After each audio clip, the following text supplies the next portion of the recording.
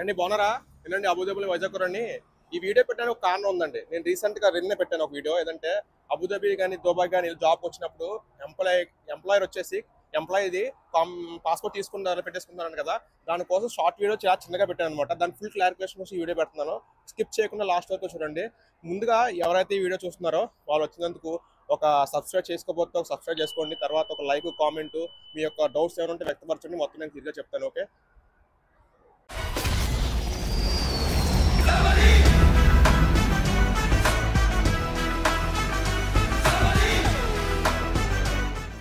Actually Gulf country jobs ఎలా ఉంటాయంటే direct employment ఉంటుంది, తర్వాత థర్డ్ పార్టీ ఉంటుంది, అంటే మ్యాన్ పవర్. ఎవరైతే ఇప్పుడు డైరెక్ట్ ఎంప్లాయ్మెంట్ అంటే ఇప్పుడు నేను చేస్తాను డైరెక్ట్ ఎంప్లాయ్మెంట్, నాకు ప్రాబ్లం లేదు, నా పాస్పోర్ట్ నా దగ్గర ఉంటుంది, కంపెనీ నేను ఎప్పుడైనా ఇంటికి వెళ్ళొచ్చు ఎప్పుడైనా రావచ్చు, బట్ బై మేనేజర్ అప్రూవల్ తోటి లీవ్ అప్రూవల్ చేసుకుని వెళ్తాం అనమాట.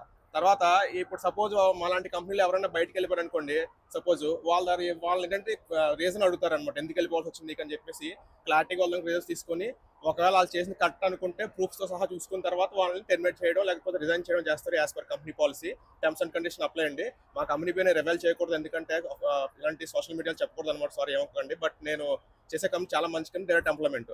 ఇప్పుడు మ్యాన్ పవర్ టైప్ కంపెనీస్ ఎలా ఉంటాయంటే, ఇప్పుడు సపోజ్ మీరు వస్తారు, మా కంపెనీ ఉంది, ఒక ప్రొడక్ట్ మీద డిపెండ్ అయ్యి కంపెనీ రన్ చేస్తున్నారు. అలాగే ఆయిల్ అండ్ గ్యాస్ కంపెనీ వాళ్ళ ప్రొడక్ట్ ఉంది, సో వాళ్ళు ఎంప్లాయీస్ కూడా రిక్రూట్ చేసుకుంటారు. ఒకవేళ ఎంప్లాయీ వెళ్ళిపోయినా సరే ప్రాబ్లం లేదు, ఎందుకంటే వాళ్ళకి ఆల్రెడీ ఒక సోర్స్ ఆఫ్ ఇన్కమ్ అనేది ఒక మ్యానుఫాక్చరింగ్ ద్వారా వస్తుంది కాబట్టి, ఒక ఆయిల్ లేకపోతే మెడిసిన్ లేకపోతే ఇలా సంథింగ్ వాళ్ళకి ఉంది కాబట్టి ప్రాబ్లం లేదు.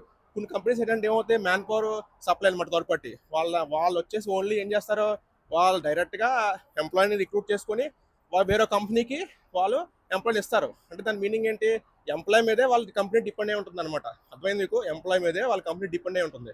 అలాంటి కంపెనీస్ ఏం చేస్తాయంటే పాస్పోర్ట్ మ్యాక్సిమం తీసుకుంటాయి. ఎందుకు తీసుకుంటాయి, వాళ్ళు ఊరికే తీసుకోరు. ఇంతకు ముందు ఏదో సంథింగ్ ఏదో ప్రాబ్లం అయి ఉండొచ్చు, ఎందుకంటే వచ్చిన వాళ్ళకి నచ్చక చెప్పకుండా వెళ్ళిపోవడం. దానివల్ల ఏం చేశారంటే వాళ్ళకి నష్టమే కదా.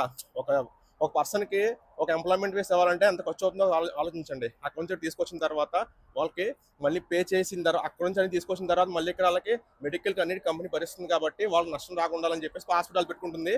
కొన్ని కంపెనీస్ ఏం చేస్తారంటే పాస్పోర్ట్ మీరు ఏదైనా ఎమర్జెన్సీ అంటే వెంటనే మీకు ఇచ్చి పంపిస్తుంది అనమాట, ప్రాబ్లం లేదు. కొన్ని కంపెనీలు ఏం చేస్తాయంటే సపోజ్ మీరు ఇంటికి వెళ్తానన్నా సరే వాళ్ళు పాస్పోర్ట్ బేగ్ ఎవరనమాట. సపోజ్ మీరు వెళ్ళిపోతారేమో రారేమో అని చెప్పేసి భయంతో వాళ్ళు ఏం చేస్తారంటే ఎవరిదైనా సరే ఒకటే మీ నుంచి తెలిసిన వాళ్ళు ఎవరైనా ఉంటే వాళ్ళు సైన్ పెట్టించండి మాకు, గ్యారంటీ సైన్, ఆ గ్యారంటీ సైన్ పెట్టిస్తే మేము ఫ్రీ పాస్పోర్ట్ ఇస్తామని చెప్పేసి ఒక రకమైన ఫామ్ ఇస్తారనమాట. అంటే ఇప్పుడు సపోజ్ మీరు రాకపోతే డబ్బులు ఏదైనా ఉంటే ఎవరైతే మీకు గ్యారంటీ సైన్ పెట్టే వాళ్ళ నుంచి రికవరీ చేసుకుంటామని చెప్పేసి. సో ఎమర్జెన్సీ టైంలో ఎవరైతే వెళ్తారో వాళ్ళ ప్రాబ్లం లేదు, జెన్యున్గా చెప్పి వెళ్తారో వాళ్ళకి ఇబ్బంది ఉండదు అనమాట.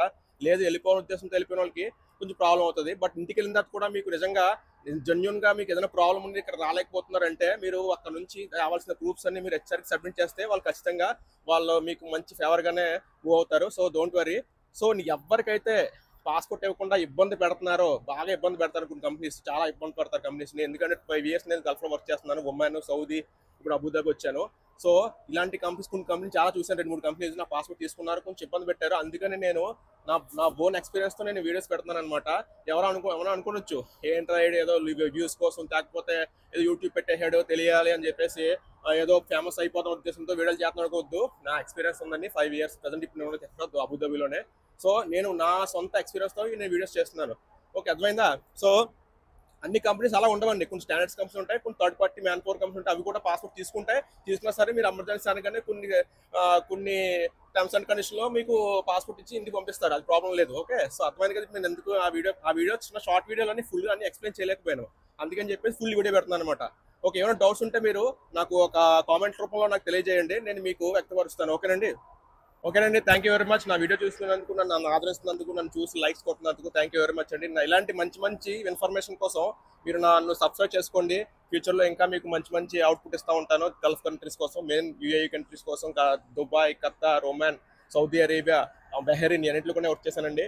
అంటే అన్నింటిలో చేయలేదు, ఒక 3 కంట్రీలు చేశాను, బట్ అన్ని కంట్రీల కల్చర్ కొంచెం నాకు తెలుసు. So anyway friends, thank you very much. Like to subscribe me. Jai Hind.